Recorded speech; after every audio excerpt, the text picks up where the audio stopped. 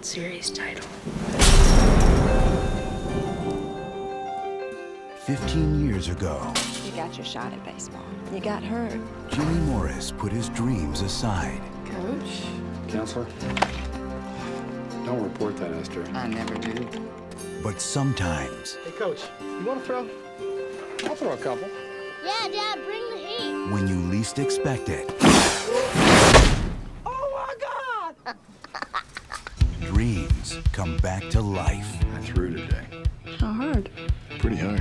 Anybody want to tell me how we lost that game? Quit out there.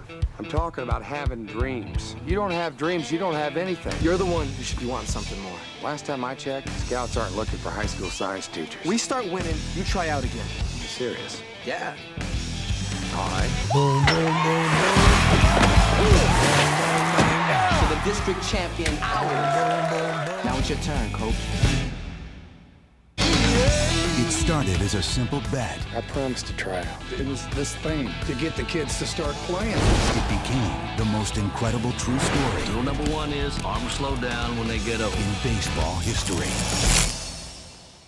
From the studio that brought you Remember the Titans, We've got an 8-year-old boy who waited all day in the rain to see his daddy try to do something that nobody believed he could do. Now, what are we telling him if you don't try now?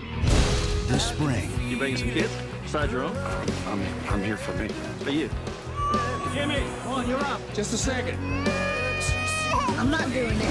Don't hurt yourself. his dream was impossible. You the old guy? I'm the old guy. How fast were you sold 15 years ago? 85, 86. You just threw 98 miles an hour. No. But his journey was extraordinary. To Coach Jimmy Morris, the man who taught us about wanting something more. Dennis Quaid, Do you know how many guys can throw the ball 98 miles an hour? Not many. the rookie. Thank you for taking time to have a conversation with me.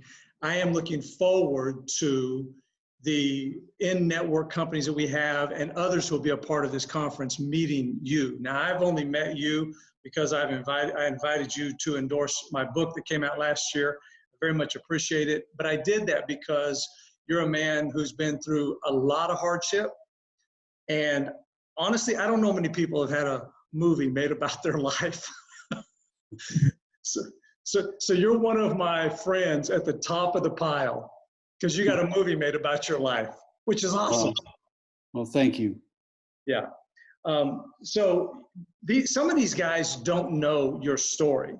Now, they might know about the movie The Rookie, which had starred Dennis Quaid, and it's a phenomenally motivating movie.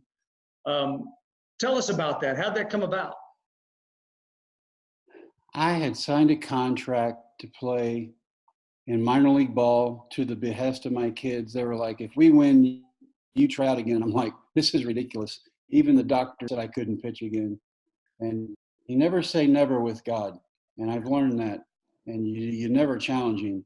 And what happened was I went from throwing 87 or 88 when I was young to throwing 98 to 102 after doctors said you'll never ever pitch again, physically impossible. And God said, no, it's not impossible. And I think we want what we want when we want it. And if it doesn't happen in that timetable, we get discouraged. And I think that God runs by his own timetable, and he doesn't give us more than we can handle. And I think he thought, you know what? I think you've been through enough now that you can represent. And that's when the dream came back. So how old were you? I was 35 when I came back to baseball. So you were the old guy. I was the old guy, and I'd have been out of baseball since I was 24. Wow. What is it about your story? You speak all over the world. What is it about your story that really connects with the average guy out there? I think everybody can see themselves in trying to accomplish something and failing at it.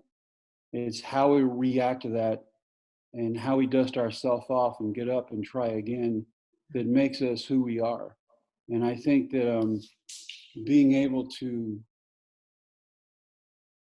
put all the negativity behind us and get up and go, you know what? I'm not done yet. God hadn't told me I'm done yet. I've not been released from this. I need to get up and get after it again and see what happens. And lo and behold, apparently he knows more than I do. Who would have figured that? But, you know, God's pretty wise. And I wouldn't have been able to handle it as a youngster. If I'd have been given all my dreams when I was 19 or 20, I would have not have handled it with the grace and humility I did at 35. And it's that Yeah, simple. I think that's probably true for most of us. We want things when we want them, to your point, but when it doesn't come till later, we sometimes don't realize until we look back, you know what? I was more ready to handle success that came my way. Yeah. So that's a valid point. So you got some exciting news coming up next year that you were sharing with me. You want to tell these guys? Can we tell them? Absolutely. I have a book coming out called Dream Makers, and you know, one whole chapter of that, there's some faith spread throughout it, but one whole chapter is about faith and how I was healed from Parkinson's, to the fact that neurologists and neurosurgeons are stumped as Really? people don't get well. People don't get well from Parkinson's. We don't know what's going on. You have no symptoms. We've done another brain scan. It's completely clear. We have no idea why you're healthy, but you are, and let's just go from here. That's crazy.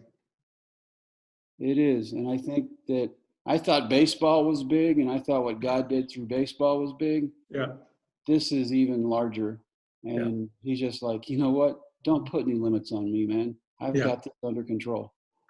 Well, let me tell you, Jimmy, whenever I've thought about bringing somebody in to speak to this convention that we have a lot of people talking about the specifics of leadership in the business arena that these guys are involved in.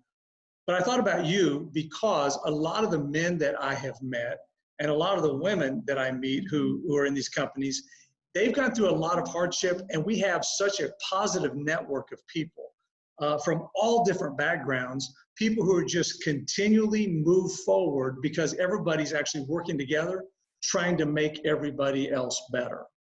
And sometimes it's because they're a little bit older, they have figured out that it's better to work together on things than to try to do everything on our own out there. Wow, can we take that to DC?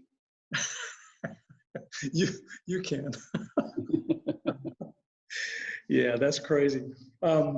So we're excited about having you coming here. Let me ask you one thing, because I've been curious about this because I've watched the movie The Rookie a lot. But when was it clear that that dream was possible for you? What was the point at which you said, "Oh, well"? I don't know if that point's ever come, and now I'm 55. Okay. And I still wake up and I go, did that really happen? Because God is so great in his blessings that long gone, never did what the doctor said, want to do it my way.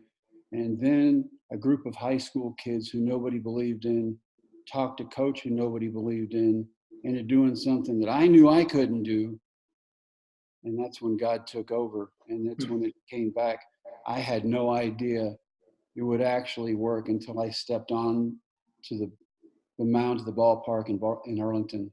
And that just, to me, stepping out on a mound and looking around at 40,000 people who are not only cheering for their home team, but they're cheering for me because they're seeing my story on their center field screen.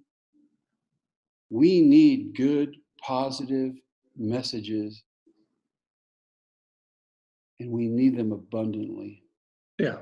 And if we can get those and we can put them out there, and 20 years of speaking, I've found this out for a fact. Everybody's got a story.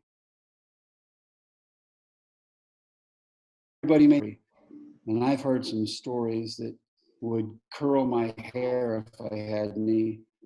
And it just, you just look at things and go, my first question always is, and I've been through stuff, is to look at them and go, how'd you overcome that?